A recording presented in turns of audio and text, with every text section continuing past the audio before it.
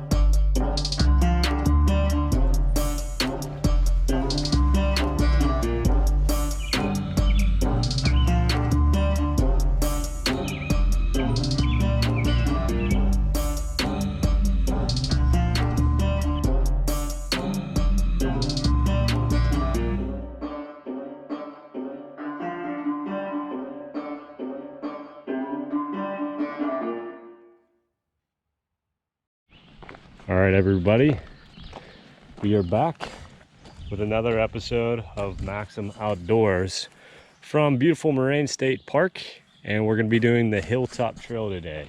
So as far as I know, this trail is 3 miles long, and as you can see, a very popular place to go. But we're going to give it a shot.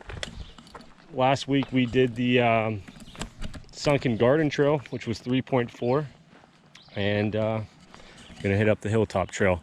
So as far as I know, some of the highlights of this trail said that it was a rejuvenated forest area, so I'm guessing a lot of these trees were planted back in like the 60s or 70s, but it also said that there were some old remnants back here.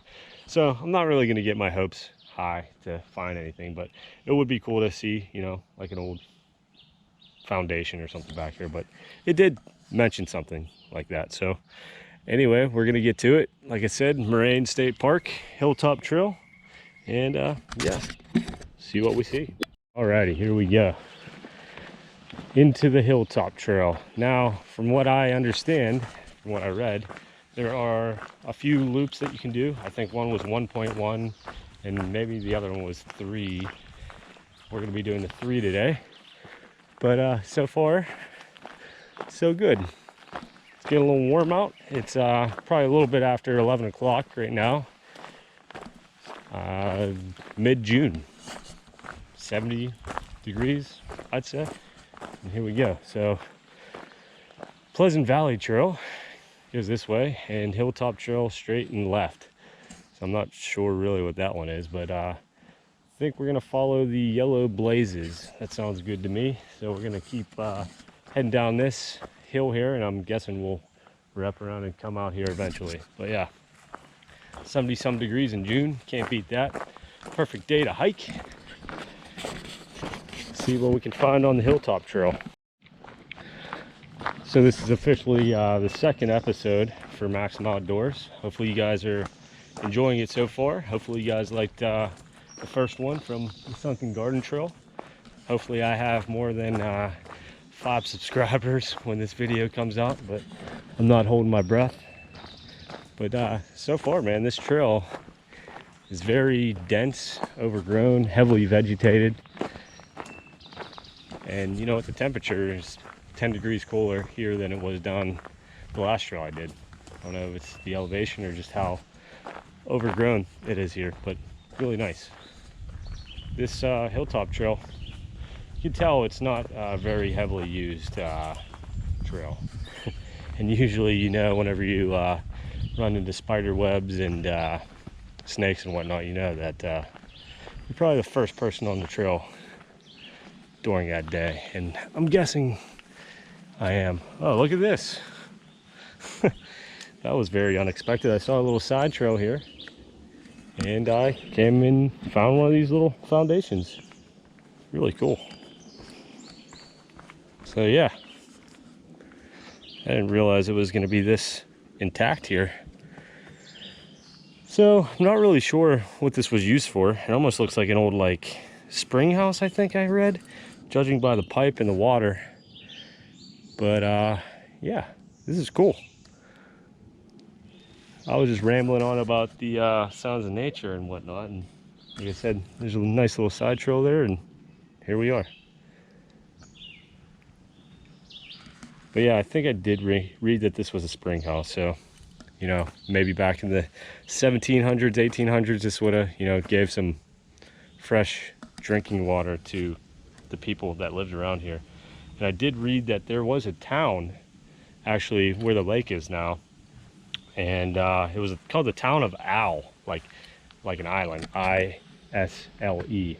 And they, you know, the government basically said, hey, you guys got to get out of here because we're going to flood your village. It said a small village, so I'm guessing only maybe 50 people might have lived there. But they flooded the town, and there's a road up here called 422, and they flooded that as well. So old 422 is actually underneath Lake Arthur, which I don't think we're going to be seeing on this trail unless there's a awesome viewpoint, which I don't think there is.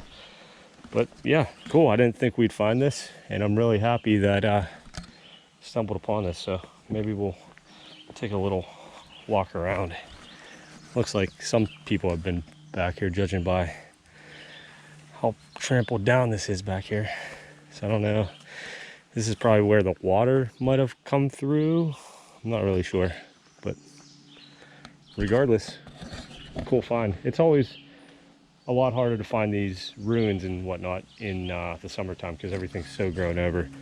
You know, if we were here in the wintertime, we could have probably seen this from 100 yards away. But all right, guess we'll continue on. I think we're only maybe a quarter mile into this hike, and we already stumbled on to something pretty cool. So onward bound.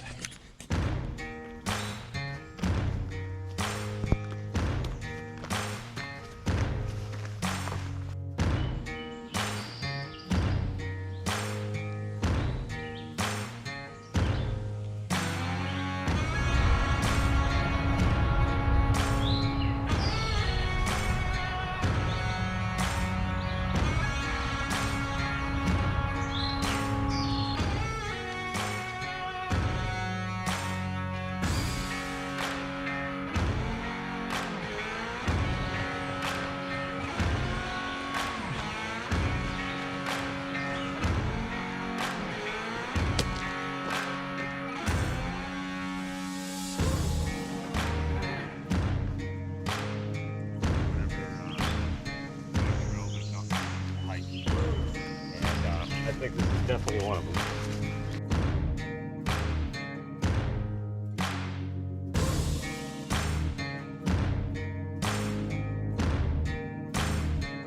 First little deer of the day. I don't know how well you guys can see him back behind these trees over here, but good day for wildlife. He's looking right back at me right now. He's actually kind of curious. He's like sniffing me and making direct eye contact with me. He's still checking me out. But yeah, add that to the list of wildlife we've seen. There he goes. There was a mom with a couple fawns. It looked like, at least. Definitely was more than one. So if you missed last week's episode, I kind of touched on some brief history of this area here. Moraine State Park was named after the moraines that glaciers left along this land millions of years ago. But more interestingly, George Washington actually came through this area and was almost killed. That's right, just south of the park here. I guess from his journal, he wrote that a Native American, I guess from the Erie or the Iroquois tribe, nearly shot and killed him. So George Washington almost died in Moraine State Park. Pretty crazy. And on top of that, before Washington arrived here, the Erie Indian tribe hunted these lands here. I guess they were very rich with game long before this lake or this park was established. And then the French and Indian, or not French and Indian, I think there's that deer again up there. Oh, there you go. Yeah, mom and a little fawn. So anyway, the French and the English came over to America, obviously, and beaver pelt were in high demand, and they were buying beaver pelt off of the Indians. Well, that in turn started a little war, which, funny enough, was called the, I think it was the Great Beaver War or just the Beaver War. So the Iroquois Indian, I guess, got jealous that the Erie Indian tribe were selling all these beaver pellets to the French and English. So the Iroquois ended up coming in and killing all the Erie Indian tribe down here. So pretty crazy. You don't think that much happened in these areas, but yeah, there was battles fought here. George Washington almost died, and then the mining after all that. Coal mines were all throughout this area. Hundreds and hundreds of them were sealed off, filled in. Oil wells, I think there was 420 some oil wells in the area, and I guess the DCNR came and capped them all off. So very active area here for history.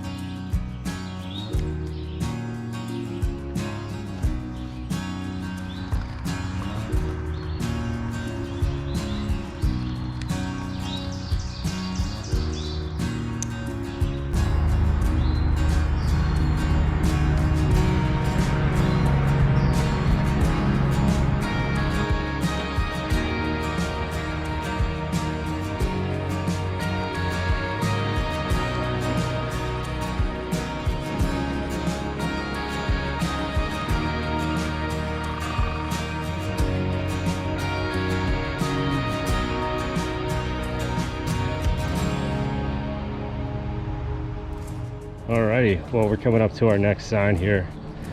Hilltop Trail down or right, and Connector Trail to the left. Maybe the Connector Trail is the 1.1. You cut off maybe all this, who knows. But I did notice this big pile of rock over here. And this kind of looks like it might be man-made. I don't know.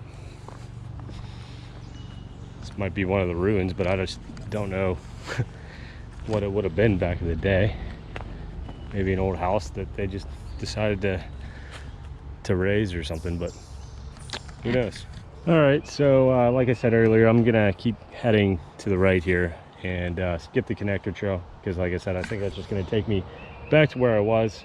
Tons of bugs out, I think I might know what this is. This was probably an old farm field way back in the day, and this probably marked basically like a property line. I've seen them do that a lot out in like eastern PA, but it does look like it'd be like an old property line or whatever. But they would get tractors and till their land for, you know, crops and all that, and whenever the tractors would hit a rock, you know, they'd pick it up and they would make these large boundary lines out of them. So that's my guess. I don't know, you guys can tell me what you think out there. But then we got this really big oak tree over here as well. Big old BFT right here. Look at that. And obviously, if you're not sure it's an oak tree, all you gotta do is look down. Acorns everywhere. So these oak trees usually look pretty gnarly when they get big. But yeah, anyway, gonna keep heading along this Hilltop Trail, and hopefully it doesn't let me down. Alrighty, well, I was not expecting to see this on the trail. I don't know if I should be scared or excited to see this thing, but it's pretty darn cool. Look at that. It's an old teepee. I guess that's what you'd call it. Let's go check this thing out. Looks like the trail goes down that way, I think. Hopefully no one's living in here.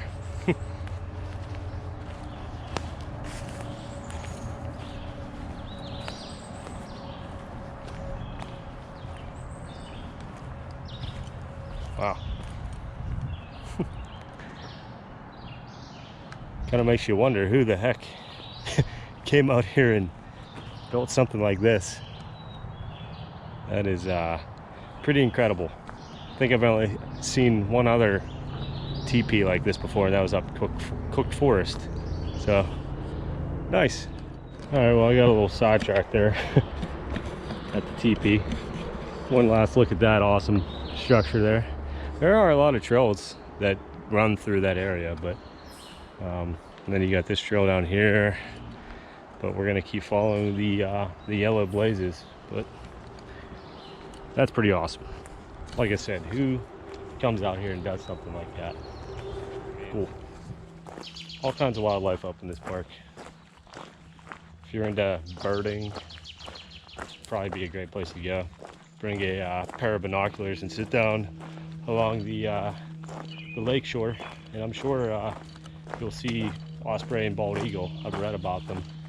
Didn't realize that they actually reintroduced osprey to this park in like 1993, and they said it was like super successful, and they're thriving now. There's hundreds of osprey that live in this park now, thanks to the DCNR. So that's cool. So this is kind of funny. I just came out of this gravel section and meandered my way into this. There's a trail going this way with no blazes. A trail going this way, which it does look like there's a yellow blaze, so maybe I will go that way. And then a trail with a blue blaze going this way. But nothing really marked. It almost looks like this is missing some signage here. But yeah. Oh, you know what? There's a yellow blaze there too. So do I go this way or do I go this way? That is the question.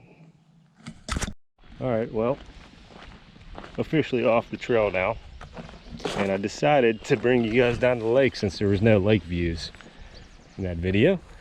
Figured I'd come down and do a couple time lapses here, hang out for a half an hour, and then call it a day. But yeah, I'm gonna come down here and set up a couple time lapses, and that'll be the day. So hopefully you guys enjoyed this video. And another thing is I made that hard right, and that happened to be the right way to go on the trail. But hey, gonna enjoy the lake for a little bit, and hope you guys enjoy these time lapses.